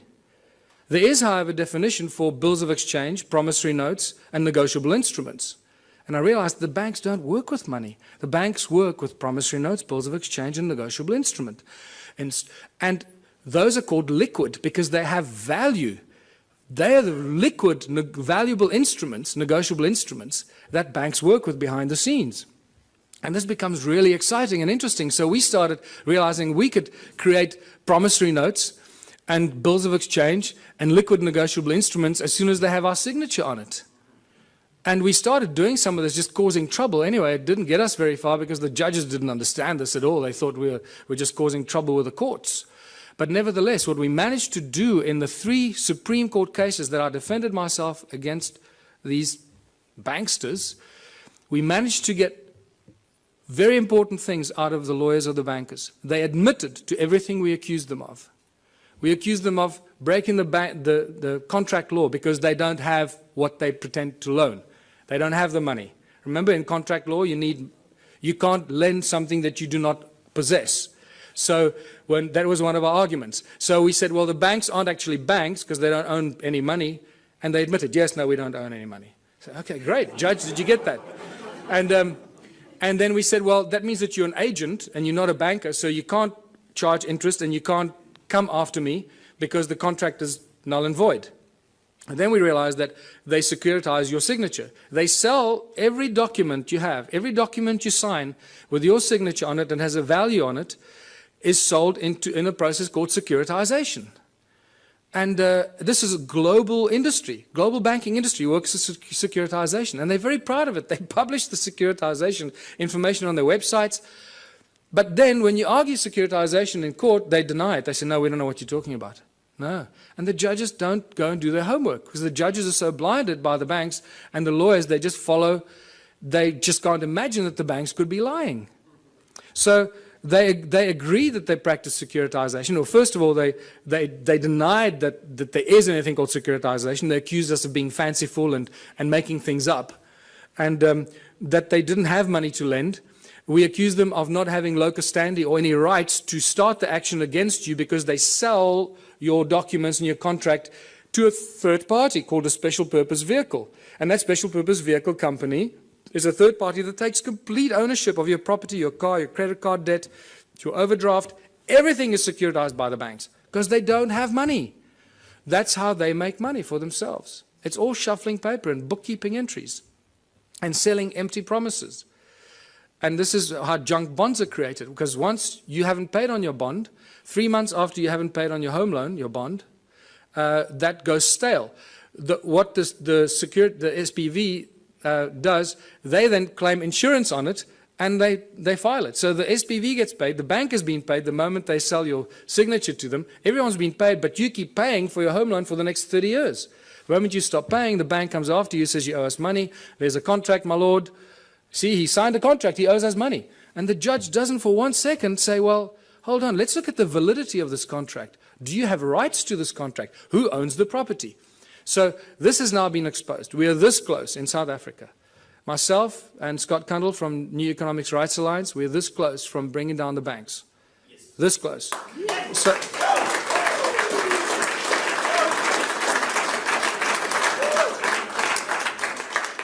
because they're just lying thieves. What you're talking about, the global banking industry, people, is nothing more than the largest legalized organized crime syndicate. That's what it is. So they're a bunch of criminals.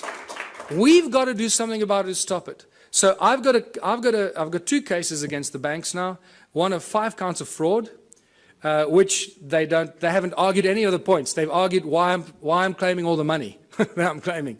They're not arguing any of the points. And Scott Kundle has got a case with the New Economics Rights Alliance, which has become the 3rd largest non-profit organization in South Africa in the last 6 months, about 160,000 members. He's launched a case of unconstitutionality against all the banks. We're about to launch criminal charges against the banks, full-blown criminal charges, because the evidence is just becoming overwhelming. And all it's going to take now, one judgment. If there are any mathematicians here, you can see the complete insaneness of this. Out of thousands and thousands and thousands of court cases, people against banks, not one person has ever won a case against the banks. Just think about that. Clearly, this is stacked in favor of the banks. Clearly. And the judges are either paid off or they're too stupid to understand what's going on. But things have changed. We have a few situations in South Africa. We've had small victories where the banks withdrew. This is how clever they are. They withdraw before they get a judgment, or they abandon. So there isn't a precedent on the record. So you can't then go and argue the precedent. So they're very clever with this. But we're going to force them into a judgment because of what we're doing. And it's just going to take that first judgment and then it's all over. The entire global banking system works on the same principles, and it's just going to be a domino effect. And we'll do what Iceland did, hopefully. Just reverse all the mortgage loans, reverse all the car loans, credit card, just just reverse everything, because these thugs have stolen trillions from us and make us their slaves. And that's exactly what they do. And this is linked to our education system, because most people are indoctrinated into this way of thinking since childhood.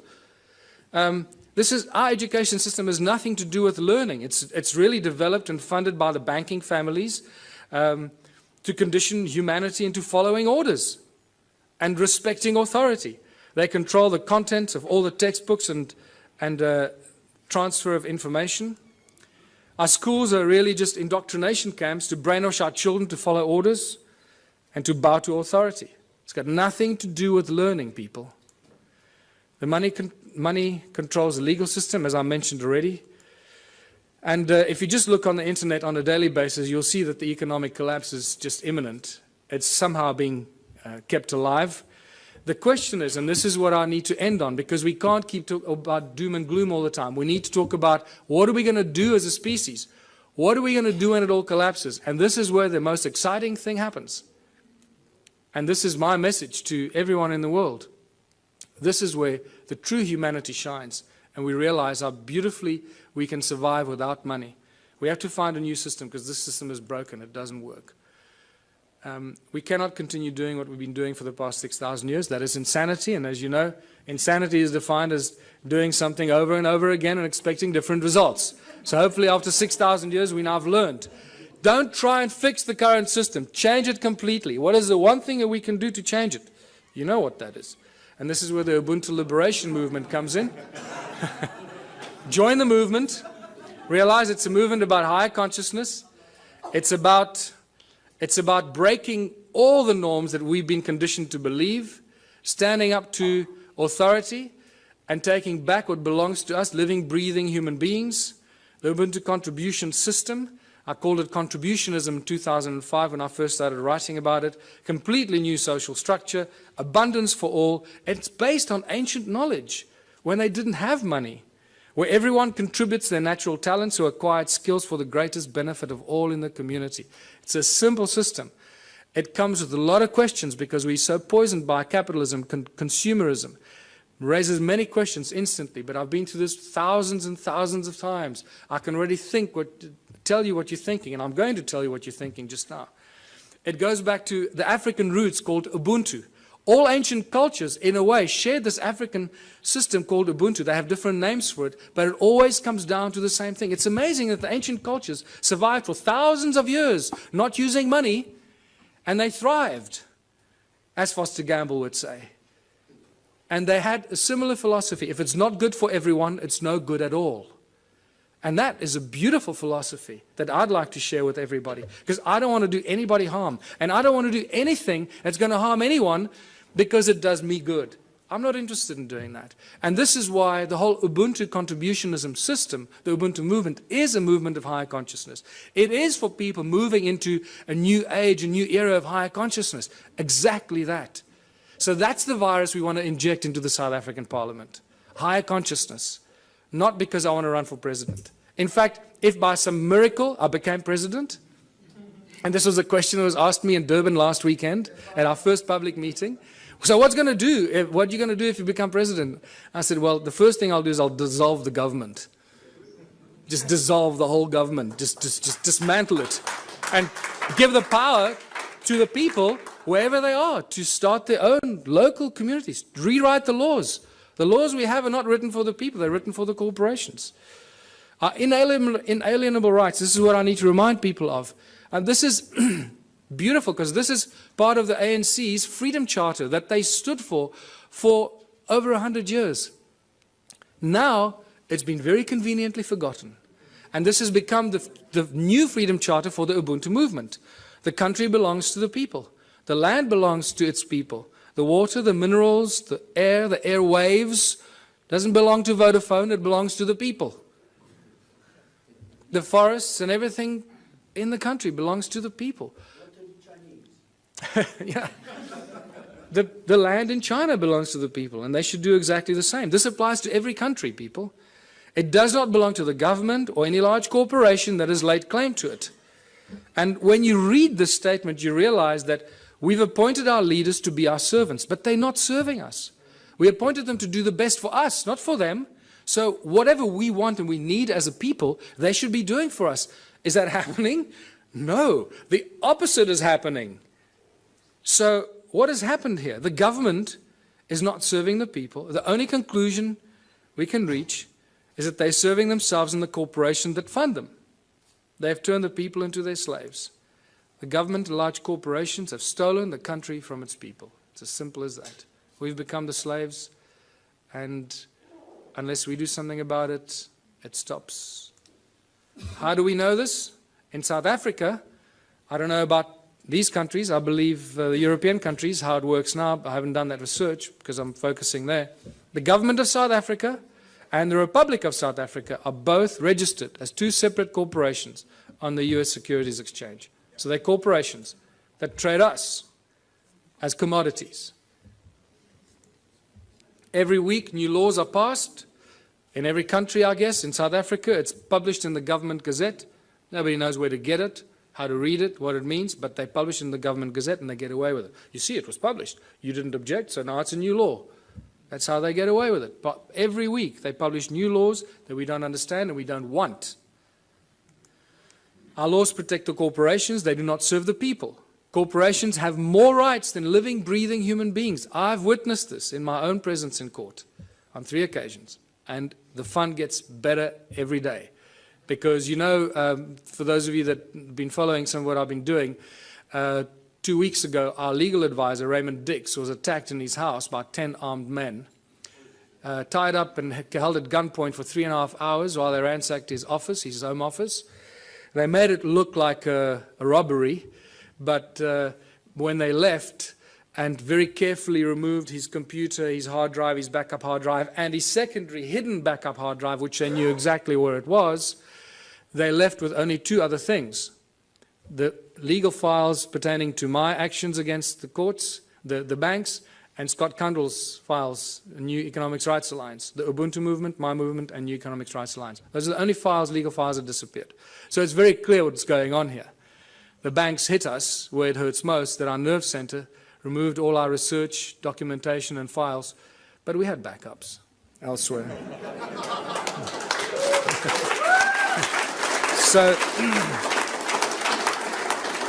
So now it's obvious, you know, if they take me out, they just created another martyr. So bring it on. I don't care. I know where I'm going. I'm going to sit on the right-hand side of Jesus.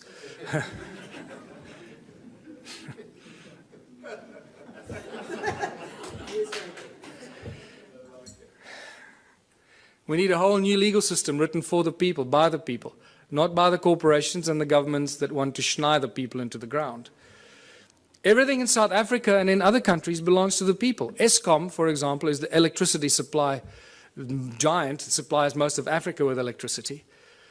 All the installations of Eskom belong to the people. The coal they use that they get out of the ground to charge us for the electricity belongs to the people because the coal belongs to the people. Sasol is the coal to liquid petroleum company that was paid for by the taxpayer. The technology was developed from German technology in the 1920s. That was paid for by the South African taxpayer, all the early installations for Sasol. So all the fuel that we should be driving on in South Africa, we should have virtually for free because all the components belong to the people. The railways run every day, but they don't transport people. They transport coal and wood. Everything for the corporations, nothing for the people. You can't catch a train anywhere in South Africa. And so it goes. The forestry, the minerals. Forestry between Sappi and Mondi in South Africa, they own more than 1 million hectares of land that they somehow managed to take possession of. Who gave it to them? The people didn't agree to give it to them, but it belongs to them. So you can see how this theft of the land and all the inalienable rights of the people of the land have been stolen and given to corporations. So the government and the large corporations have stolen the country from its people. It's obvious. What do the people need? This is where we start seeing the beautiful side and how simple things can be. What do we need? We need food, water, love, friendship, homes, tables, chairs, knives, forks, gardens, clothes, technology, healthcare, arts and culture. We need everything that each and every one of you can imagine and beyond. We need everything, and we should have all of it because there should be no hurdles to achieving this and having that, right? We do not need money. Did you see money anywhere in that list? No, we don't need money. Money gets in the way. Money is the obstacle, is the hurdle to all progress. Money does nothing. People do everything. People plow the lands, grow the food, build the bridges, build the rockets, solve the mathematical equations, create the technology. People do everything. Money does nothing. Money is just the obstacle to all this incredible progress. People create the arts and the culture. Money does nothing. The origins of money goes back to Sumeria once again.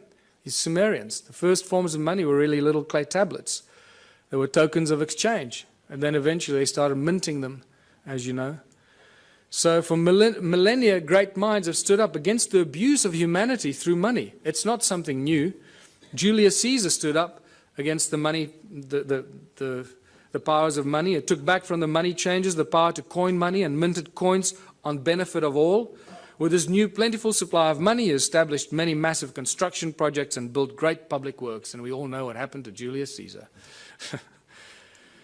St. Thomas Aquinas in 1225 said that the charging of interest is wrong because it applies to double charging, charging for both the money and the use of money. In fact, church law in the Middle Ages forbade the charging of interest on loans and even made it a crime called usury, which we know very well today. And even Jesus in his last year of life, probably the only physical force he ever applied was threw out the money changers out of the temple because they were abusing the people.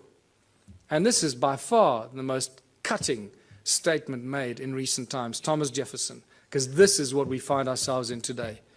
I believe that banking institutions are more dangerous to our liberties than standing armies. If the American people ever allow private banks, remember all our banks in the world, virtually all the banks are private banks, private corporations, whose interest is making profit at all cost. So if the American people ever allow private banks to control the issue of their currency, first by inflation, then by deflation, the banks and the corporations that will grow up around the banks will drive the people of all property until their children wake up homeless on the continent their fathers conquered. That's where we are standing today. All over the world, this is the situation we're in.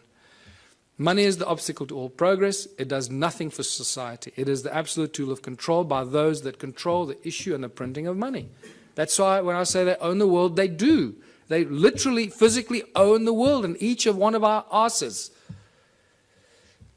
It prevents the natural flow of free energy.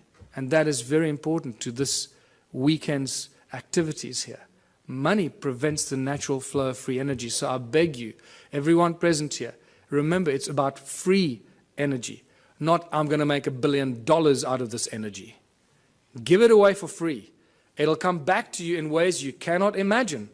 Do that one thing for humanity. If you find any source of free energy, don't try and make zillions out of it. It will kill you or they will kill you before you can get it out there. Money is the primary cause for the 7 deadly sins. We all know the 7 deadly sins, or have we forgotten them already?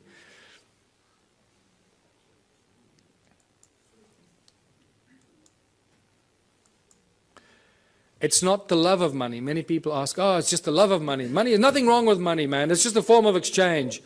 You know, we're so poisoned that we try and argue for it. We try and defend it. That's how poisoned our minds have become. It's incredible. It's not the love of money. It's the mere presence of money that causes all these problems. If you take money out of the system, all this stuff suddenly and miraculously vanishes. So what is the solution? If it's the mere presence of money or the love of money, of all of the above, what are we going to do to solve the problem? The answer is so blatantly obvious. Remove money. Just get rid of it. Get rid of it. What do we need it for? It's causing all the strife in our lives. It's destroying our planet. The mines are raping our Mother Earth, taking out the precious guts out of our Gaia and distributing it around the world to people that claim they own it. It's sick. The obvious questions, if you remove money, so who's going to shovel the crap? How are we going to pay for things? I'll just sit on my ass and do nothing. I want 50 Ferraris. You know, are we going back to the Dark Ages, living in caves? Is this a lawless society? Who's going to make the rules? Why should I do something I don't want? These are the first things. I know these are the most commonly asked questions, and I'm sure that you're asking some of them to yourselves. But I can tell you that as you work through this process of a moneyless society, a Ubuntu society, where everybody contributes their natural talents or acquired skills to the greatest benefit of all, with certain minor rules that are not rules, it's really just an agreement that this is how we're going to work together. The moment you start working in that kind of community, the abundance is so spectacular that we, right now, cannot imagine it. It is not possible for us to imagine it until you start immersing yourself in this kind of thinking. And I call these the Ubuntu communities, as I said, where everyone contributes their natural talents or acquired skills for the greater benefit of all in the community. A new social structure for a new world and a new age. Abundance for all beyond our wildest belief. There are 5 mantras, 5 key points to the Ubuntu society. And it's not barter or trade. Everybody often jumps, a lot of people jump to the conclusion, think, oh, let's go back to barter. No. He who has more to barter or trade will eventually rule the roost. So you can't go to that system. If you have nothing to trade, what are you going to say? Well, I got nothing to trade, so I'll have to, kiss your butt. No. So the Ubuntu contribution mantra is the 5 points. No money, no barter, no trade, no value attached to anything greater or lesser than anything else. Because why? Each one of our contributions should be and is equally valuable. If you start telling, well, I'm a doctor, my time is more valuable than yours, you're barking up the wrong tree, brother. Okay. So, and the final one, where everyone contributes for the greater benefit of all in the community, because that is how you get rewarded. You get rewarded by the recognition of the people in your community. Isn't that the highest reward everybody wants and is trying to buy with money, is recognition and respect of others? In essence, ultimately, that's what most people really want, is just to be loved and recognized for what they've done. And they think they can use money to do that. And then when they make a lot of money, they get zillions in the bank, then they suddenly realize, oh, well, nobody loves me anymore, they all want to take my money, so let me spend my money and then people will love me. And that's generally what happens when they start paying for things and people love them more, when they start giving it away. So, united Ubuntu communities, in unity we thrive, and anything is possible. Anything is possible. A world without money. There's no crime, no envy, no gluttony, no greed, no hoarding, no hierarchy. And the whole Ubuntu movement and the Ubuntu party has no hierarchy. Communities look after themselves. We have no central government. We don't have any central assholes trying to tell you how you should be running your life. No obstacles to any kind of progress. Because the solutions are simple, and there are many bright minds here.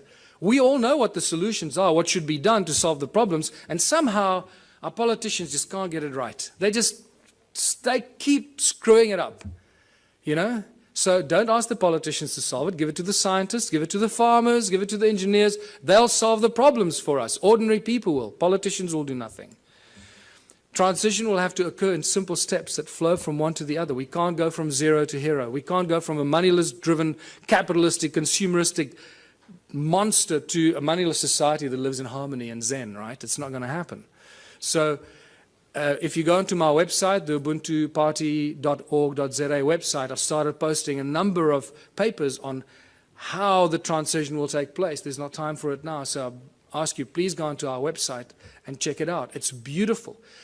What's key here is that the small towns will probably play a very important part in the transformation, because in small towns and small communities, people will agree on things a lot quicker than in the big cities. Right? So they will agree, okay, we need to get off the grid, we need to grow enough food for all of us, we need to make sure we got water, and they can go out and do it. We must create alternative energy for ourselves in our town, so if the grid goes down, we stay alive. And the small towns and villages will become the activators of this transitional phase. And I put together a few theories and ideas to give people ideas how to start doing this. It also goes into our education and schooling systems, where we stop sending your children to school. Please, I beg you, don't send your children to school. Don't do it. You're turning them into monsters. I've had now a few of my friends in Johannesburg, in South Africa, that have not sent their kids to school. They are much smarter than the kids that go to school. And I'm not kidding you. They really are. They just learn from their parents, and they learn, and you'll find that what happens with these kids, they start reading later. They might start reading a little bit later. But when they start reading, they become like these monster little readers. They just read everything. I mean, these little kids are reading books that other kids don't even dream of. And that's because they're not preconditioned by the schooling system. Energy, water, food, housing, arts and recreation. These are the things that small communities can take control of very, very quickly and establish it for themselves, make themselves go off the grid and be totally in control of their own destiny. And many, many community projects must be and should be attached to this activity. Absolute abundance on all levels. Once you start doing this, food, science, culture, community, abundance on all levels. Now I'm going to give you a small example. You've got to use your imagination here because there's not enough time now and we've got to finish off here. So imagine in the little town that I live, we've got a river, we've got a fish farm, we've got a dairy farm, we've got a bakery, we've got a wood factory, a metal factory. The community starts to work in these projects. The whole Ubuntu thing means that, and contribution means that everybody must contribute 3 hours a week towards one of these community projects. That's all you have to do, 3 hours a week. A little town of 1,000 people, it's 3,000 hours a week. No municipality or town council can afford 3,000 hours a week salaries for people to do this work. Can you see how that's dramatically shifted the status quo and the equilibrium? How much we can produce if we just work for 3 hours a week on basic projects. Producing milk, cheese, butter, fish, breeding fish, baking bread, growing vegetables and so forth. So now the community has been doing this for 6 months or a year and they've established abundance on all levels. Where all the people in that community that participate, that's why I called it contributionism, that participate and add their talent and their skills and their time, get everything, not for free, but virtually for free. So cheaply that the rest of the stuff, and also there's a principle where you create 3 times as much as you need for your own community. And I structure everything in the Ubuntu philosophy on the sacred geometry principles, 3366. So you produce 3 times as much as you need for your community. Why? Because there'll be other communities that can't produce what you're doing, so you'll be actually helping them while they're helping you with the things that you can't produce. So, and by the end of that, there's so much abundance because you're doing it 3 times that whatever you don't consume in your own little village or town, what are you going to do with? You're going to make it available on farmers markets and stores in your town for the surrounding communities. The moment you achieved that state, you've created the domino effect. Because what's going to happen to all the neighboring towns? All the people from those towns are going to come buy your bread, your milk, your cheese, your whatever it is you produce. Because it's going to be a fraction of the cost they pay for it in their own town. There's your domino effect. There's your trigger point. So think about it from that perspective. At the outset, it sounds like a huge thing. Wow, how are we going to go from there to a moneyless society?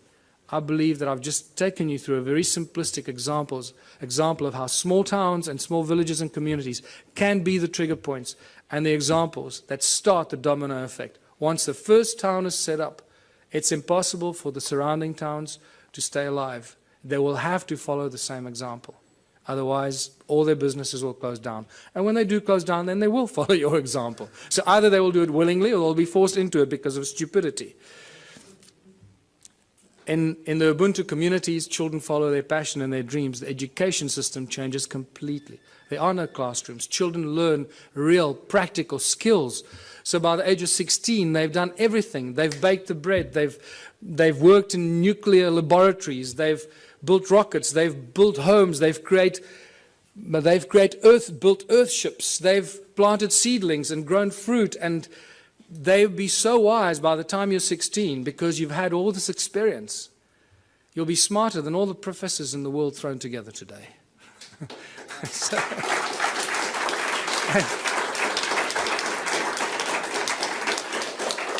Take any school leaver today, put them on a farm, put them anywhere into a practical solution. What can a person with a high school diploma do today? Absolutely nothing. We're useless to society. That's what they've created. Can you see the brilliance in their plan? They are so smart, these people. They. That's us, right? So we are so smart that we're doing this to ourselves, right? Where we create our children, turn our children into these little, we lock them up in jails for 12 years, most precious years of their life, and then throw them out to start all over again and be totally open to manipulation and control. So master teachers, only when a community decides that you're a master shoemaker, or you're a master rocket scientist, or you're a master baker, or a master this, only the community can decide who they will allow to teach their children. Isn't that a better system than teachers that go and get some diploma and they're real assholes and they teach your child? You go, God, how can that? I'm not going to let the teacher teach my child. The community will have the final say. So when I say decentralized government, that's how fine it becomes. The community chooses who their master teachers are, the people that they have respect for, and the people that they honor for their capacity and their ability. And this is how we grow, how we build Ubuntu communities, because only out of unity comes infinite diversity and abundance. Only out of unity. Anything else is a futile exercise that will bring us back to the same point at some future point in time. So I'm going to end here, because this is the end. Join the Ubuntu Liberation Movement. It's not just a South African entity. We've had various people around the world say to us, can we start the same thing in wherever? Yes. Go online. Start the same thing. Use all the material I've published. Put it out there. Share it with everybody. And become part of this transitional phase. And thank you for listening. I hope I gave you some food for thought.